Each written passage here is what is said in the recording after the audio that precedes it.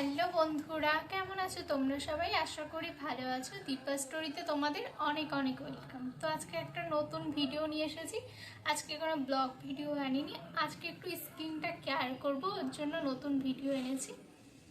তো চলো কিভাবে আমি আমার স্কিনটা কেয়ার করি সেটা তোমাদের সাথে শেয়ার করব। পুরো ভিডিওটা দেখতে থাকো। মুখে দেখো এরকম কালো কালো দাগ, তারপর হচ্ছে ব্রণ হলে যেসব দাগ থাকে ওইগুলো অনেক রিমুভ হয়ে যায়।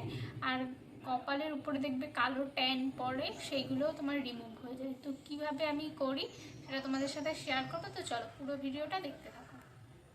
তো বন্ধুরা, স্কিন কেয়ার করবো বলে দেখো কত কিছু এখানে নিয়ে রেখে দিয়েছি। প্রথমে মুসুরির ডাল ভিজিয়ে রেখেছিলাম তোমার 1 ঘন্টা মতন, আর হচ্ছে আলু কেটে নিয়েছি, আর হচ্ছে তোমার অ্যালোভেরা নিয়েছি, অ্যালোভেরা গাছ থেকে অ্যালোভেরা কেটে।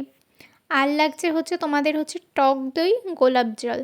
তো এটা দিয়ে আজকে আমি স্কিন কেয়ার করব। তো কিভাবে করি না করি পুরোটা তোমাদের সাথে শেয়ার করব। তো চলো পুরো ভিডিওটা দেখতে থাকো, আশা করি তোমাদের কাজে লাগবে এবং উপকারে হবে। তো প্রথমে হচ্ছে অ্যালোভেরাটার খোসাটাকে আমি ছাড়িয়ে নেব সুন্দর করে, তারপরে অ্যালোভেরার ভেতরে যে জেলটা রয়েছে সেটাকে নিয়ে নেব। তো তার মধ্যে হচ্ছে কেটে রাখা আলুগুলোকে পিস পিস করে রেখেছিলাম, ওটাকে দিয়ে ভালো করে ওটাকে থেতো করে নেব।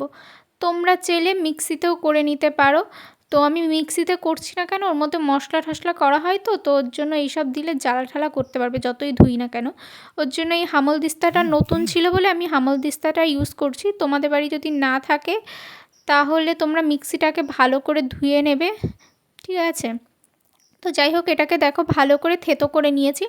আসলে আমার রসটার প্রয়োজন, আলুর রসটা আর অ্যালোভেরার রসটা। তো আমি এটাকে ভালো করে ছাবা রয়েছে হালকা, কিন্তু ওর ভেতর থেকে রসটা বেরিয়ে গেছে। তো দেখো আমি এটাকে একটা কাচের বাটির মধ্যে নিয়ে নিয়েছি ভালো করে থেতো করে। তো তারপরে হচ্ছে ভিজিয়ে রাখা মুসুরির ডালগুলোকে নিয়ে ভালো করে থেতো করে নেব।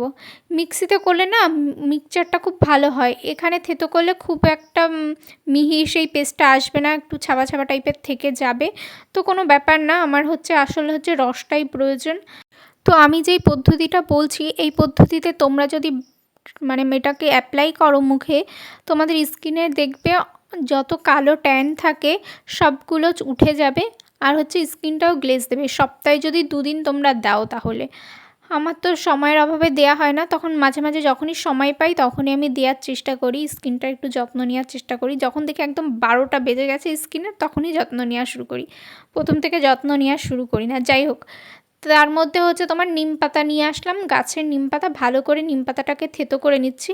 নিম পাতাটা আমাদের স্কিনের জন্য খুবই উপকারী, যত জীবাণু টিবাণু থাকলে সেটা কেটে যায় নিম পাতা দিলে। তো তারপরে হচ্ছে তোমার টক দই দিয়ে দেবো। আগের দিন বাড়িতে টক দই আনা হয়েছিল, অল্প একটু আমি রেখে দিয়েছিলাম, ভাবছিলাম চলো একদিন স্কিন কেয়ার করা যাবে, ওর জন্য টক দইটা রেখে দিয়েছিলাম অল্প একটু মতন। এবার অল্প একটু টক দই দিয়ে নেব, দিয়ে ভালো করে এটাকে মাখিয়ে নেব চামচ দিয়ে। ও তার মধ্যে সামান্য একটু গোলাপ জল দেব। তো সব উপকরণ দিয়ে এটাকে ভালো করে একটু মাখিয়ে 10 মিনিট মতন রেখে দেব। রেখে দিয়ে তারপর হচ্ছে এটাকে মুখে অ্যাপ্লাই করব। তো তার আগে মুখটাকে ভালো করে একটু ক্লিন করে ধুয়ে নেবে ফেস ওয়াশ দিয়ে, তারপরে হচ্ছে মুখে অ্যাপ্লাই করবে। তো আমি হচ্ছে এবার অ্যাপ্লাই করব। এবার ছাদে চলে গেছিলাম, ছাদে গিয়ে এবার হচ্ছে অ্যাপ্লাই করছিলাম মুখে।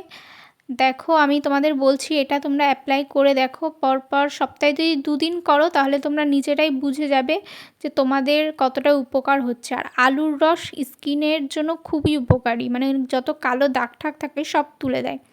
নিম পাতাও খুবই উপকারী, তোমার স্কিনের অনেক প্রবলেম সলভ করে দেয়। তো একবার ট্রাই করে দেখতে পারো। যাই হোক, ওটাকে মেখে তোমার আধা ঘন্টা মতন রাখতে হবে যতক্ষণ না শুকায়। তারপরে শুকিয়ে যাওয়ার পর জল দিয়ে ভালো করে ডলে ডলে ওটাকে তুলতে হবে।